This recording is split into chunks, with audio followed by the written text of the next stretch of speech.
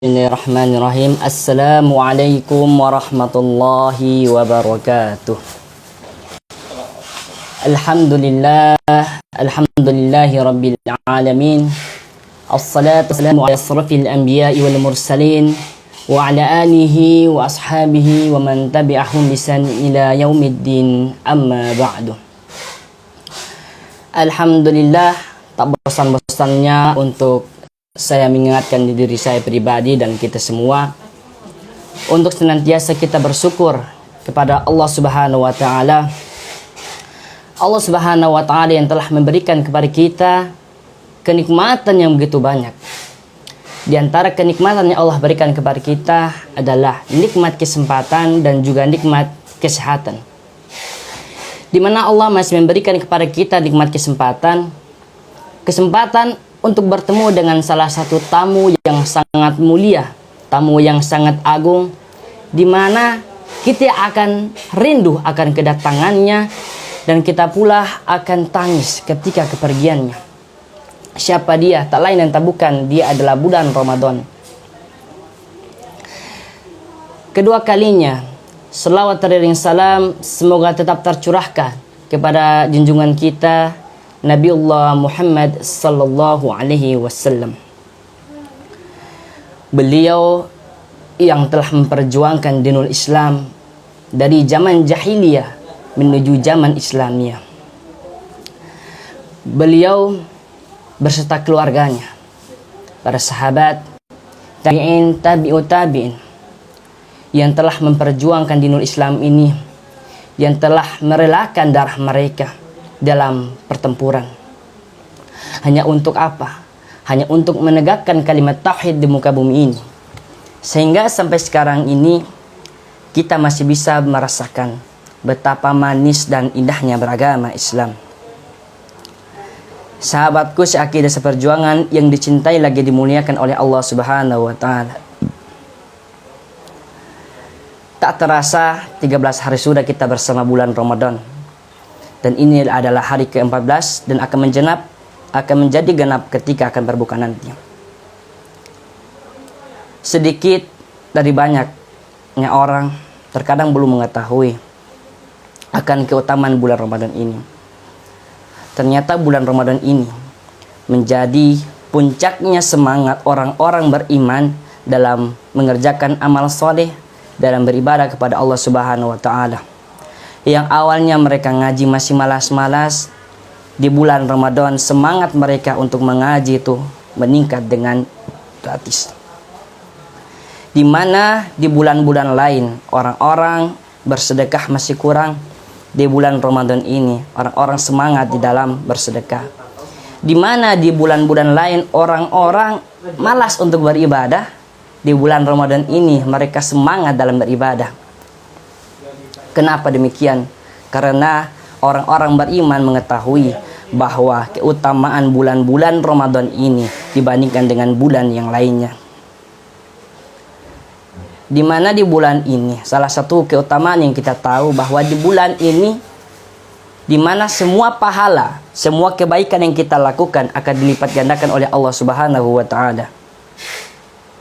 Allah Subhanahu wa taala berfirman di dalam Quran surat Al-Maidah ayat 35. Ya ayyuhalladzina amanu taqullah, wahai orang-orang yang beriman, bertakwalah kamu kepada Allah, wabtagu ilaihil wasilah, dan carilah jalan untuk mendekatkan diri kepada Allah.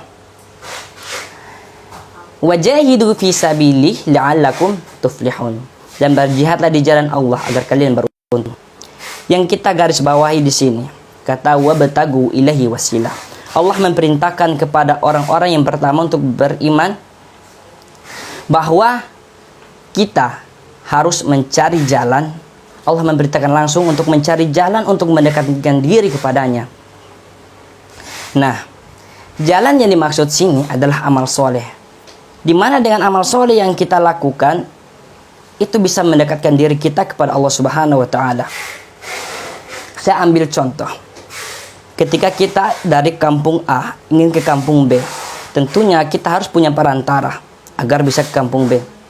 Entah itu mobil, motor, ataupun pesawat kalau bisa terjangkau. Begitu pula Agar kita bisa mendekatkan diri kepada Allah, kita butuh wasilah. Apa itu wasilah? Yaitu perantara. Salah satu perantara yang bisa mendekatkan diri kita kepada Allah Subhanahu wa taala yaitu melalui amal soleh yang kita lakukan.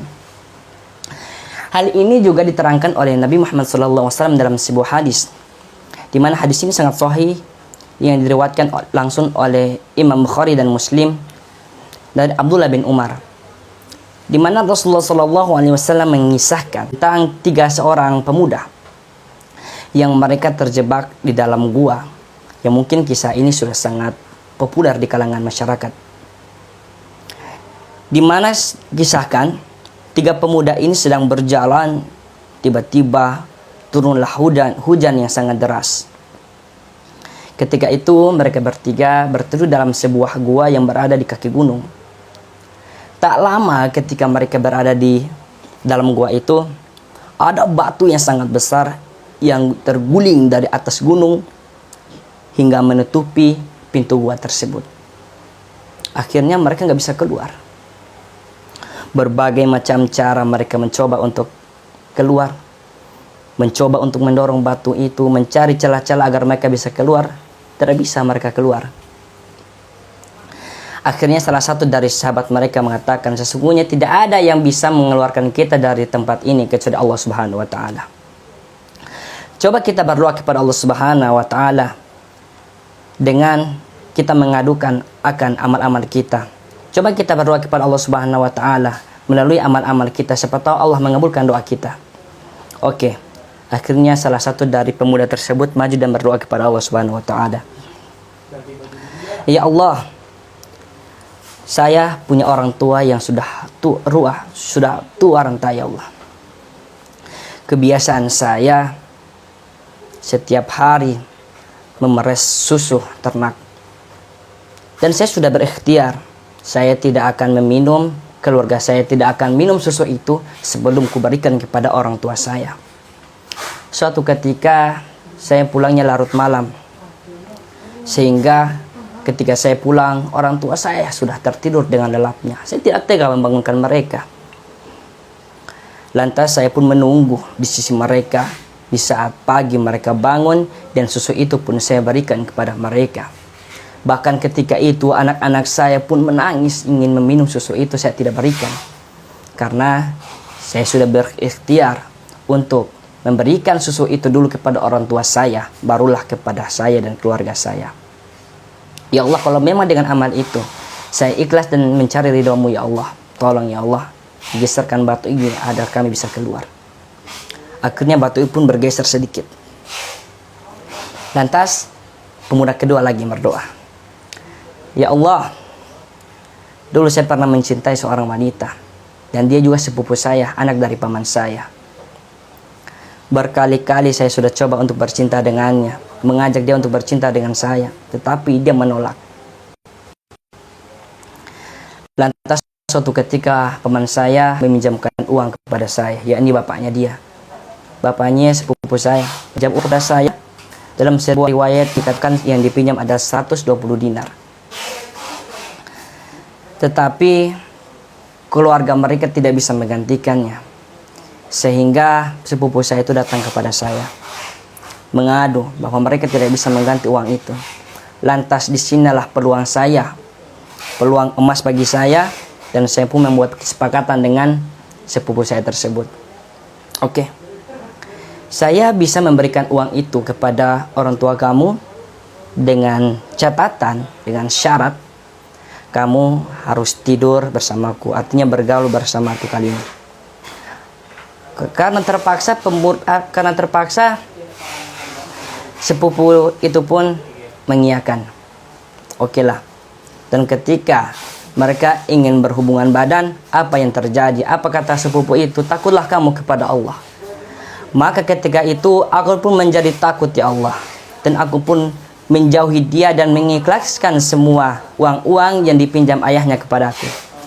Ya Allah, kalau memang amal itu kulakukan semua karena ikhlas karenamu ya Allah, tolong ya Allah, geserkan batu ini agar kami bisa keluar.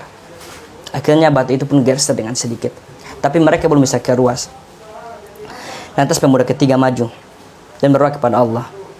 Ya Allah, Dulu saya punya karyawan. Suatu saat ketika waktu terima gaji, salah satu dari karyawan saya entah kemana, dia nggak ada. Lalu dari uang gajinya itu, saya investasikan untuk saya belikan hewan ternak. Dan saya ternak kini menjadi banyak di suatu ladang. Beberapa tahun kemudian, pemuda itu datang kepadaku. Karyawan itu datang kepadaku dan ingin menagih gajinya di waktu tahun yang lalu. Bos, saya ingin meminta gaji saya yang sudah lama belum saya ambil.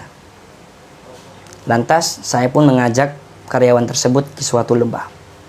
Kamu lihat di suatu lembah itu? Iya, di situ ada banyak sekali hewan-hewan ternak.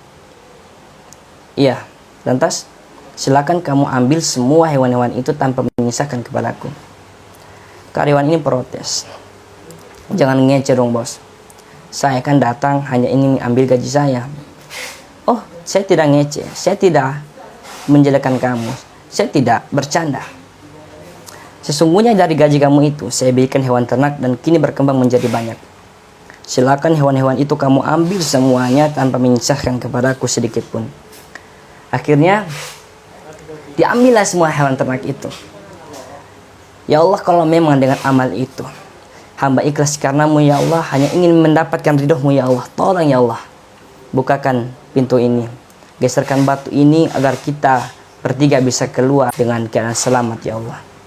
Akhirnya batu itu pun tergeser dan mereka bertiga pun bisa keluar.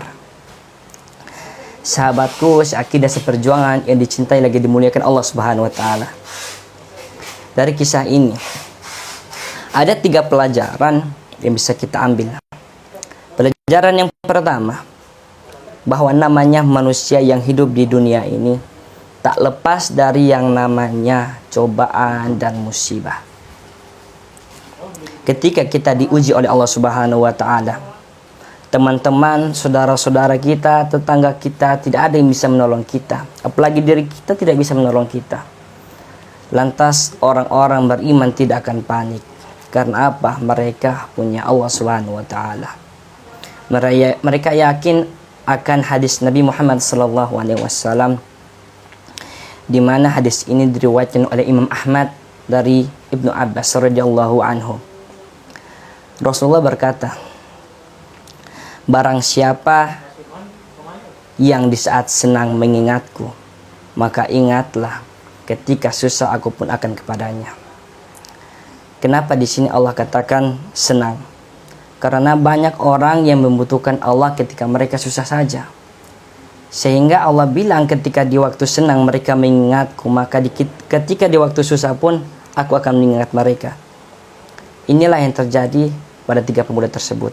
Di mana dengan karyawan, ketika salah satu karyawannya tidak bisa mengambil gaji itu, lantas si bosnya tidak mengambil hak karyawan itu, padahal gaji itu bisa saja diambil untuk dirinya.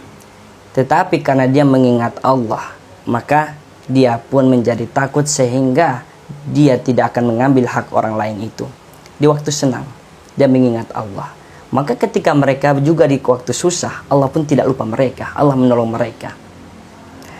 Hadirin yang dicintai lagi dimuliakan Allah, itu pelajaran yang pertama. Pelajaran kedua yang bisa kita ambil, bahwa ternyata amal soleh ataupun ibadah yang kita lakukan itu bisa menjadi wasilah akan terkabulnya doa kita. Sebagaimana pemuda 3 tadi. Pemuda yang pertama tentang patutnya, tentang berbaktinya dia kepada orang tua. Pemuda yang kedua, mereka yang menjauhi perzinaan. Pemuda ketiga adalah memberikan hak orang lain.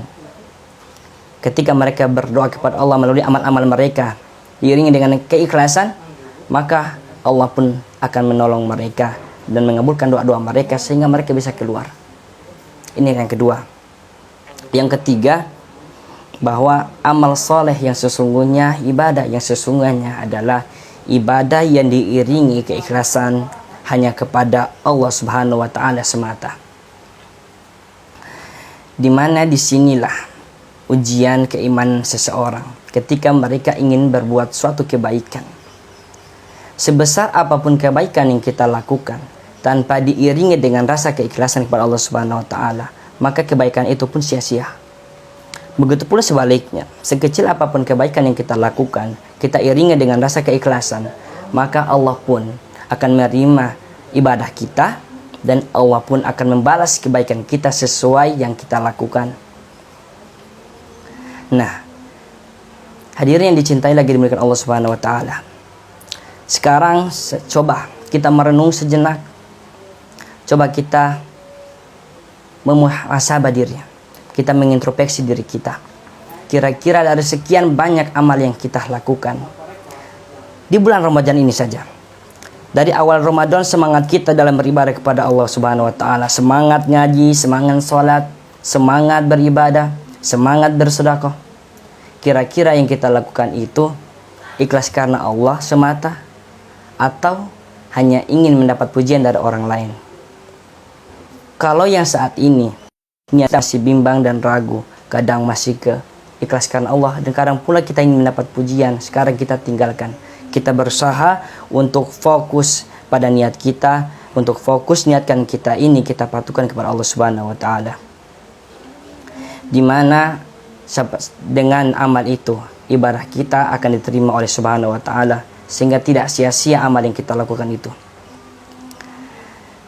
Teman-temanku,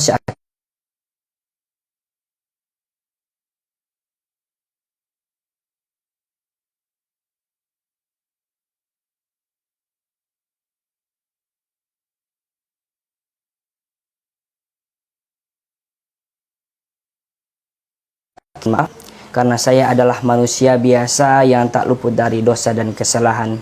Yang benar datanglah dari Allah Subhanahu wa taala dan kekurangan dan kesalahan itu datanglah dari diri saya pribadi. Sekian dari saya, billahi taufik wal hidayah. Wassalamualaikum warahmatullahi wabarakatuh.